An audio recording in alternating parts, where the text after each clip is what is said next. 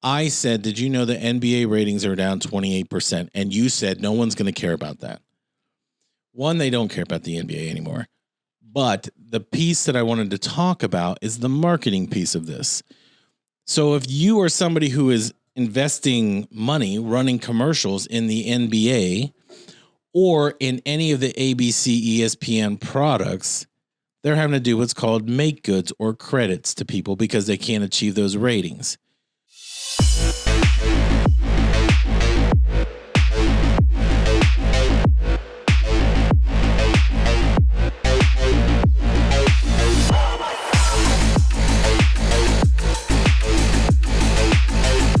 Welcome to Agency Unplugged. I'm Michael Morris. With me, as always, and not appreciated, is Coach Sean Brown. Coach, how are you?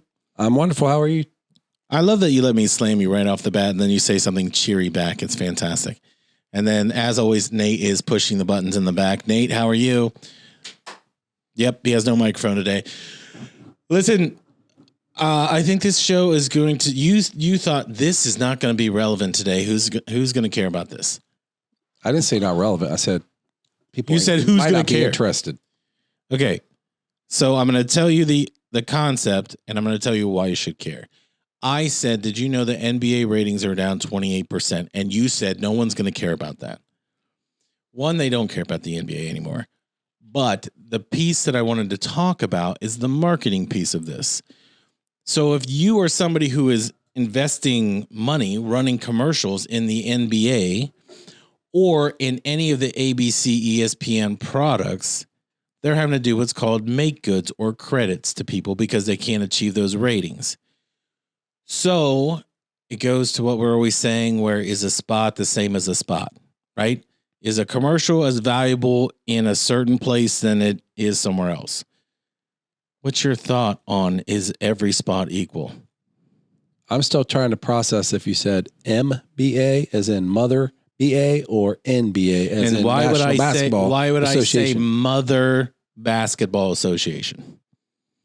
Why, That's what why I'm would to I say understand. that? Is MBA the MBA basketball, or are you talking about something else? MBA. Sometimes I think you think the show is 9 hours long because we have these conversations all day long, and then you think that we can just record for 9 hours. But I still don't know which acronym are you using. I said NBA. Mother or national? Are you here? Are you on I'm this dead show? serious. I have no clue what you're saying. N as in National Basketball Association. So their ratings are down. Yeah. Okay, so those are more interesting than whatever you said earlier. Thanks for showing up for the podcast. We could have literally had a piece of driftwood here, and I could have gotten past the beginning of the show. Well, that's why I said MBA would not be interesting to people because I had no clue what the hell you were talking about. I don't know if the internet's even going to let this exist. Can we move on from the NBA? Yep. NBA. I know what that is. Good. That's basketball. Okay. Right down my wheelhouse. Why are you saying basketball? I didn't say basketball. I want you to replay that so he can hear he left like 9 letters out of a 7-letter word. Point being, we have conversations with clients all the time. And we always, my thing is, show me what traditional thing you've already bought. What's your campaign look like? And then we look at the back end of their website and that. And there's always some random person that buys an Ohio State spot for $1,200 and they think that's going to work. In your opinion, with all the things we've seen, I don't know, in the last 4 or 5 years, how do you explain to a client, like, not everything is equal? Well, I mean, like buying the fan, because you listen to sports talk radio and everybody wants to hear themselves. I don't know if business owners really care if it works, if it's feeding their ego and they're hearing themselves on the radio. Right. Or seeing themselves on a billboard. You and I care because we want to try to justify what works more or less for people so that we can invest more in that thing that's working. But you're right. Not all of these things are the same, but trying to increase something or decrease something one at a time to try to determine what's actually creating the flow is something that we try to do just to help them determine what is working. But I mean, there's not a magic science to it. So I was given this explanation to somebody the other day, and I don't think I've ever said it here. When you run a campaign, whether it's 2 weeks, 4 weeks, whatever it is, in our business we call it a flight. And what I always tell people is a flight takes off regardless if somebody's on it or not. Meaning that if you miss that plane and it's scheduled to leave at 1:00, it's not going, well, coach isn't here, so we're going to wait, right? It's going. If someone's not watching, so in the case of like NBC, they get the Big Ten this year. Who's watching Indiana and Michigan other than maybe Michigan people? There's not a big audience of Indiana Hoosier football fans, right? So those ratings are not going to be that high. But if you're buying Big Ten football and you're buying it for the season, so you're buying a 12-week season, whatever it is, and you're paying a premium to be in there, if people aren't watching, that's not good for your brand, and it's not going to bring you a return on investment. But as you said, people buy the thing they like. And a lot of times they buy the thing they watch or they listen to, and they don't realize it. And they go, well, everybody listens to sports. Do they? Is that true? No. And so they'll run and run and run, and they'll pay a premium to be there. Whereas lower tier stations, they'll say, well, no one listens to that. No matter what you're doing, and let's just take this, the Columbus, Ohio market. No matter what you're doing, there's always at least 60,000 people listening, no matter what's happening. Doesn't mean that they're actively paying attention. It just means it's on. Over time, your ability to reach these people, it's not how much you pay, it's how many times you tell them something and how many times you are communicating 3 things. It's very simple. Who you are, what you do, and the third is the call to action. What do you want them to do? So we used to give out phone numbers. Nobody does that anymore, unless it's 1-800-SAFE-AUTO, right? Or when Pizza Hut used to do 444-4444. It was never 444. That's the taxi cab. Pizza Hut was 895-1111, 895-1111. But now if you Pizza need a Hut taxi, delivery. I just told you the taxi number. Yeah, but you thought that was a pizza number. But see how you corrected me because you remembered what the phone that's number one was? number that I do remember. Yeah. And just to summarize what you're saying, this whole flight conversation that was like totally a media buyer talking. What he's saying is if you buy TV commercials, you can't help if people are watching it or not. It's going to run no matter what. Those TV commercials are going to play, whether it's in the middle of the night, whether that TV's been turned off for the month because they did a New Year's resolution, they're not watching TV anymore, and you're spending all that money for who knows who to even possibly see it. So your audience is very hard to target when it comes to that type of advertising. Right.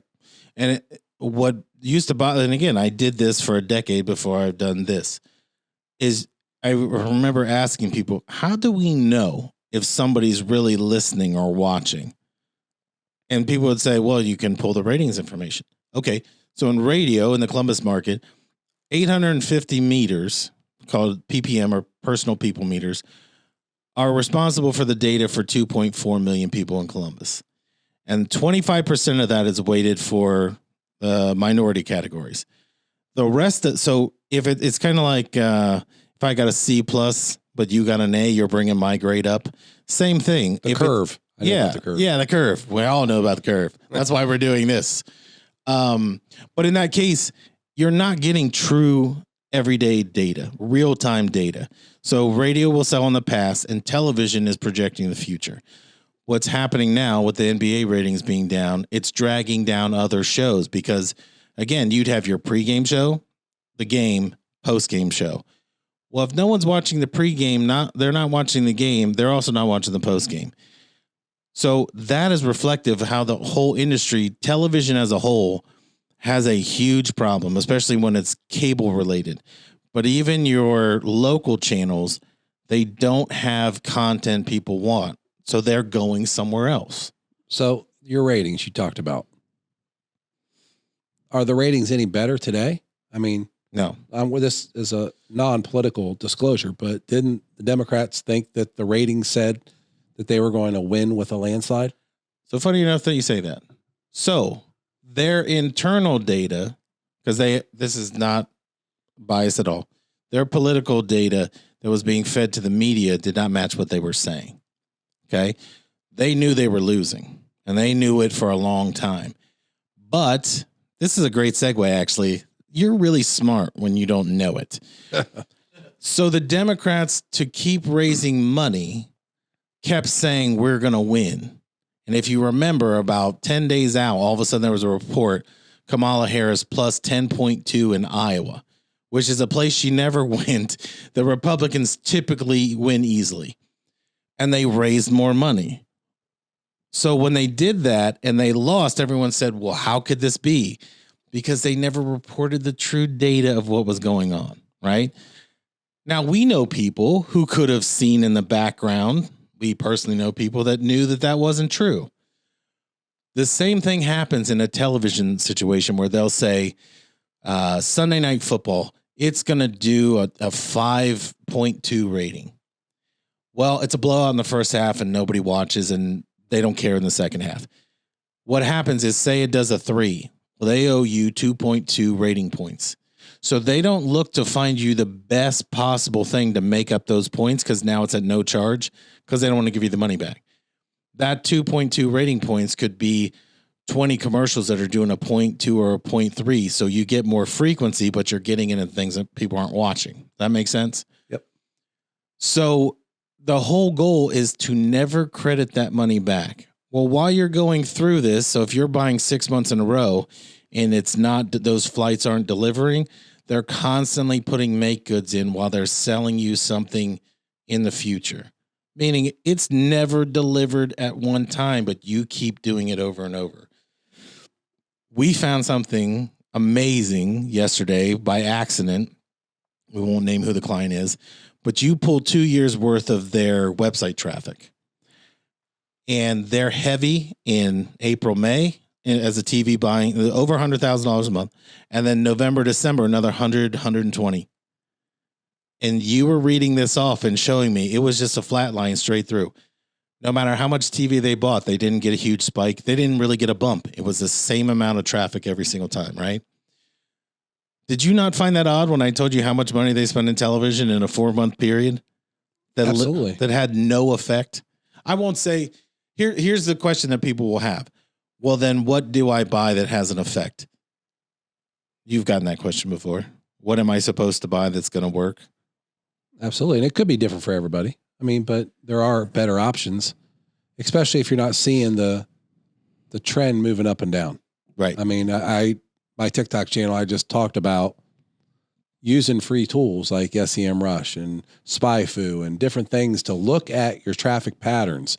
Now, they don't say everything, but if you're not measuring those types of things, at least looking at it, if you're dumping $100,000 in to media in a 2 or 3 month period of time and you see no spike in activity, you should be concerned or reinvesting that money into something else that has direct targeting or will follow that person around, well, waiting for them to get on their TV, which is a whole nother source. So talk about the different outside of traditional, like what are different paths that you would take? Because we do this all the time when we're talking to somebody. And what we're always trying to figure out is this: how do you make money as the client? So the first question is always, what is your net? Like I like to do it and say, let's take a roofing example. We have roofers that say their net is like $10,000 on a deal. I don't care what you charge them. I care what you make. And what I always want to say is, okay, let's say everything goes wrong and that roof is only worth $4,000. If we're going to get 20 roofing jobs a month at $4,000, what I'm saying is, can we get a 3-to-1 return on investment, 6-to-1? What can we get? Right? Because if that $4,000 is $10,000, they should be blowing it up at 20 roofing jobs a month, right? That's how you win. No one's going to ask you that question because now it puts pressure on them to deliver. So that's one way I look at it. But how do you look at it when you're talking to somebody? I look at it the same way. The problem is some clients don't even want to give you that information. I don't know why. I mean, because you're trying to help them understand if there's a profit there or not. And for instance, I just talked to a very large law firm that... Dewey, Cheatham, and Run. This is a class action mass tort law firm that asked us to find out. There's a lawsuit for women between 20 and 49 that take a birth control injection. And there's a lawsuit against that for causing certain illnesses. And I came back to him and I said, look, I can tell you every female that's purchased that drug and who's using that. And on top of that, we were able to say, these people are actually searching on the internet about symptoms that they're having related to complications of this drug. And they're like, wow, that's pretty impressive, which it is very impressive to be able to find that.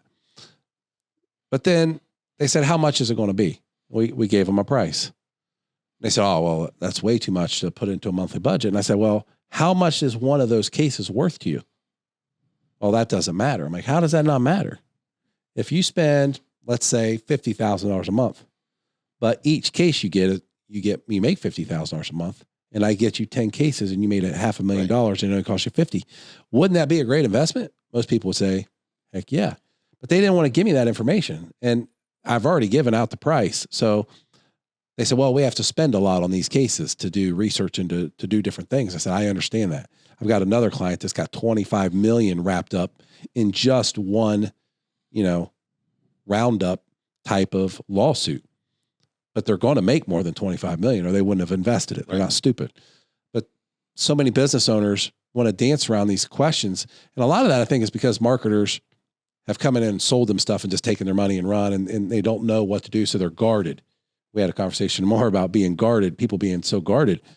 But when you have somebody wanting to discuss that with you, you should entertain that conversation, because if we know what the ROI needs to be, if we know you need to make 3 times or 4 times or 5 times to cover expenses and to be where you want to be as far as a goal, then let us help you get there. And maybe we do get there, maybe we don't, but at least we know what we're doing is working or not working when we have those types of figures. What happens a lot, and I will tell you as a salesperson, and I always felt slightly guilty when I would sell something, because you, as a salesperson, you always have a budget. So the station has a budget. Your manager has that budget. He's trying to make sure everybody hits it. And I remember a manager saying, out of 10 people on a staff, there's really only 3 or 4 that are driving the overall budget. And the other ones are supposed to just catch the small fish that are already hopping in the boat kind of thing. But I remember selling these things and not questioning the rate, because this is back when radio, like you could charge, in morning drive, you could charge $350 a spot. Like today, that would be astronomical, because now they're lucky to get $100 or $120. But I remember thinking, how many of these do we have to run for this to work? And again, we were running, say, 12 to 14 commercials an hour. Now it's 22 to 27 commercials an hour. So you're still charging around the same rate. You're just dissipating that throughout more people. But it doesn't matter, because if you're running 25 spots, let's say in 1998, and you do that every other week, the listener doesn't know the difference. You know what I mean? Because their habit is to keep listening to those stations and blah, blah, blah. There's nothing else. There's no YouTube, Spotify, any of that. Today, there's so many distractions. 25 spots a week may be nothing. So if you take the first 10 hours of a day, and let's just say a station is running 20 spots, right? That's 200 spots in the first 10 hours. You might have run 2. What's your chances of sticking out? Whereas the same thing applies to television. The only difference in radio and TV is radio is one thing all day, every day, no matter what. TV can be local news from 5 to 9, then the Today Show, then a judge's show, or The View, or whatever it is. It keeps changing every half an hour to an hour. Not all audiences stay with a station. They bounce around for a program. What you have to do is you have to funnel these people, which is where streaming TV works, is that you can funnel them not just by what they're watching, by where they live, and by what their habits are.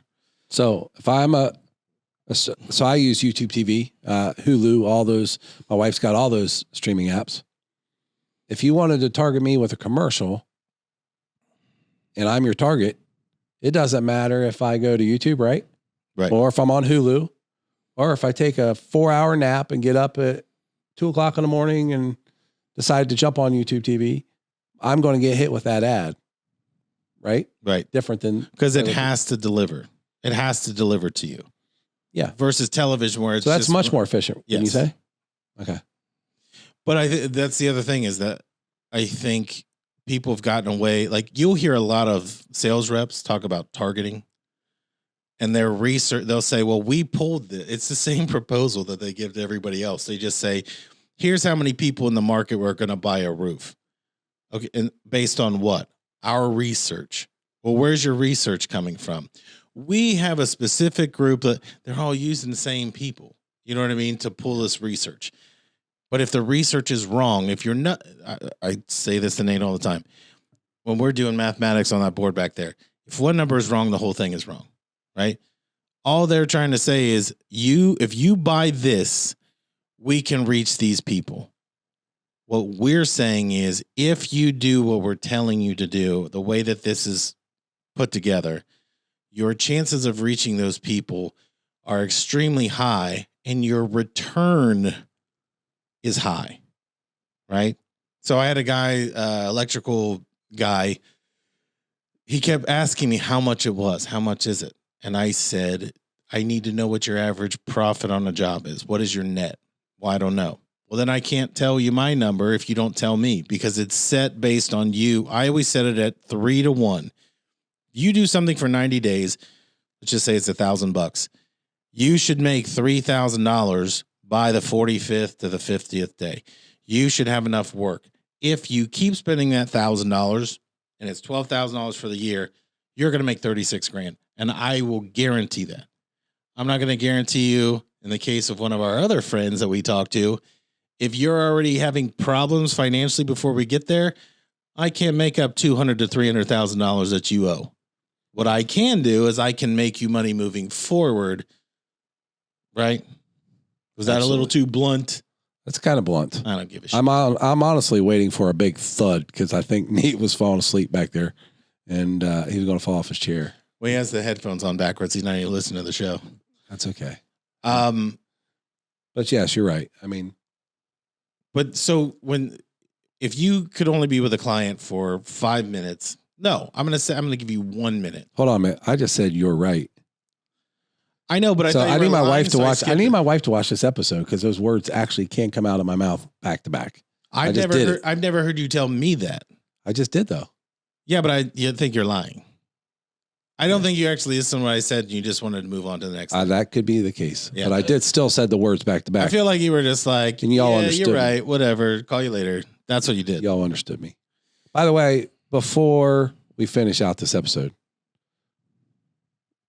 Sports U Custom Sportswear, Brian Murtha. And if you need his number, which we already said, you guys don't remember phone numbers, 614-218-1332, provided us with these nice mugs with Agency Unplugged on it.